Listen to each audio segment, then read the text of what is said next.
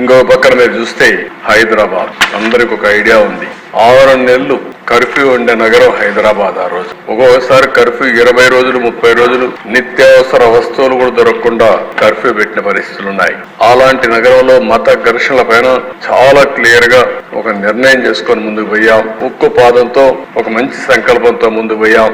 అదే మరి ఈ రోజు మీరు చూస్తే ఆ దిశ హైదరాబాద్ అంటే ఓల్డ్ సిటీ నుంచి విజయవాడకు పోవాలన్నా, ఒకప్పుడు బెంగళూరు పోవాలన్నా, బాంబేకి పోవాలన్నా ఓల్డ్ సిటీ టచ్ చేసిపోయే పరిస్థితి. అలాంటప్పుడు ట్రాఫిక్ అంతా కూడా నిలిచిపోయేది.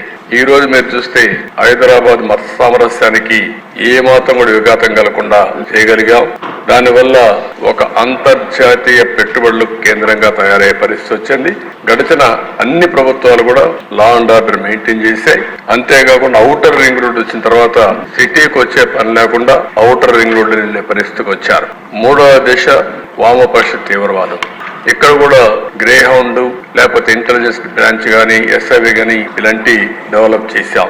ఆ రోజు సిద్ధాంతపరంగా ఆలోచించిన తెలుగుదేశం పార్టీ ఏదైతే పేదరిక నిర్మూలన జరగాలి, కానీ ఈ ఏదైతే వామపక్ష తీవ్రవాదం ఉందో, వైలెన్స్ ఉందో ఈ నాగరిక ప్రపంచంలో మంచిది కాదని ముందుకు పోయాం. అయితే ఆ రోజు నా మీద దాడి చేసిన ప్రజల కోసరం నేను ఏమాత్రం భయపడకుండా ముందుకు పోయానని కూడా ఈ సందర్భంగా మీకు తెలియజేస్తున్నా.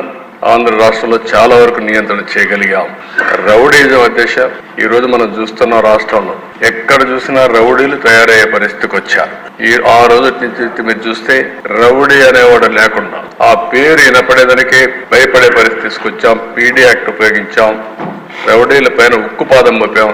మొత్తం లా అండ్ ఆర్డర్ మెయింటైన్ చేశాం. అది తర్వాత వచ్చిన ప్రభుత్వాలు కూడా కొనసాగించే పరిస్థితికి వచ్చారు. అది శుభ పరిణామం అని చెప్పి కూడా నేను మీకు తెలియజేస్తున్నాను.